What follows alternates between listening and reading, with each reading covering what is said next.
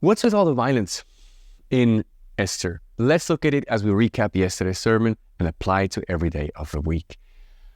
Well, in order to be short, the violence in chapter 9 is the means to get to the peace in chapter 10. There has to be blood being spilled in order to have peace. The Israel people are under attack. They have to defend themselves.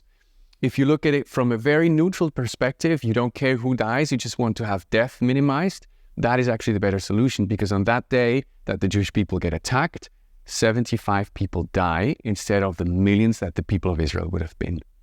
So if it's about minimizing pain, it's a better solution. It still is violent. And there's another line that is really interesting. It's where it says, they would not touch the plunder. You have to watch the sermon actually, because I don't have the time to recap everything. It would take too long. But do not touch the plunder is a line that God uses in the Old Testament a couple of times, where it's about divine judgment of a very evil people group.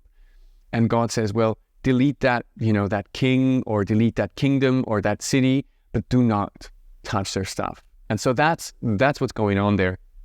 Now, it's still violent. It is still war. And the way it's been portrayed is that Esther and Mordecai got relief from the enemy, right? The issue is that type of peace is only temporary. Relief is when you get stung by a mosquito and you scratch yourself and you feel this, nice, right? Peace for a moment. But then once the scratch stops, and you're like, it's even worse.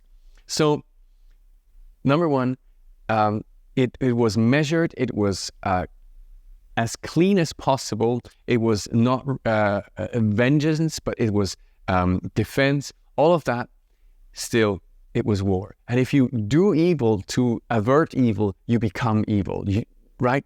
That is a problem. Now, that points to the violence that Jesus had to face in order to make peace. Because the Book of Esther ends with this big question mark, like, how can we really have peace? Jesus fought for peace in a very different way. It says about him, he himself is our peace, who has made the two groups one. Two conflicting groups, the Jewish people, outside people, two groups one, and has destroyed the barrier, the dividing wall of enmity. Jesus did not just defeat his enemy, Satan, on the cross. He did not just overcome sin. He overcame enmity. The way he made peace, even with the people who were, torturing him, forgiving them on the cross, was just the way grace works. It makes peace. It tears down the wall of enmity between people. The way Jesus made peace is way bigger than the way Mordecai and Esther ever got to make peace. Esther and Mordecai brought peace for one group, for the people of Israel. Jesus brings peace to everyone who comes to him. For in him all the fullness of God was pleased to dwell, and through him to reconcile to himself all things, whether on earth or in heaven, making peace by the blood of his cross. Colossians 1:19-20. Mordecai's and Esther's peace was for one situation, for that time.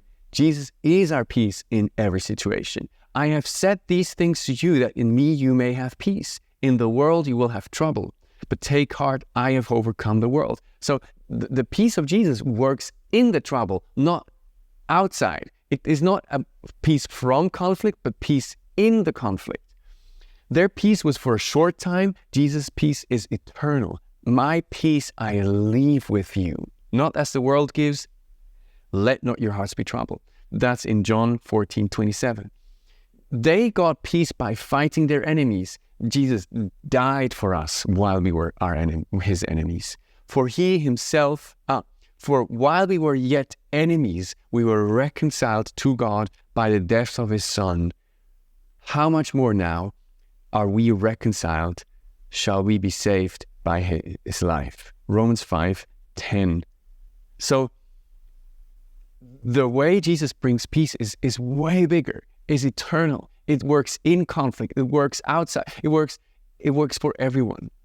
That means that we can now be peacemakers. Blessed are the peacemakers, for they shall be called sons of God. Matthew 5:9. Sons and daughters, they reflect the Father. Sons and daughters live like Jesus. Sons of daughters carry a spirit of peace. Like Jesus who taught, love your enemies, pray for those who persecute you. You and I, we can pray for those who we're in conflict with. We can love them. We can think about what is it that they want? What is it that they need? And we can find a way around. Sons and daughters, go the extra mile. Like he exemplified by carrying the cross, right? He was carrying the burden of the enemy. Matthew 5:41, if you want to study that. Sons and daughters, stay in the middle. Jesus was never, pulled into a conflict and took sides. Many times, people wanted to have him for himself. Like, should we give this coin to Caesar or to God? And he's like, what is it? On which side? And then says, give to Caesar what's to Caesar, and to God what's to God. Like, many, many times, Jesus just stayed in the middle. This is how you make peace. Love your enemies. Go the extra mile. Stay in the middle. And lastly, carry a spirit of peace. Paul says the fruit of the Spirit is love, joy, and peace. May the peace of the Lord be with you. Blessed are the peacemakers, for they shall be called sons of God. God bless you guys. Have a wonderful week.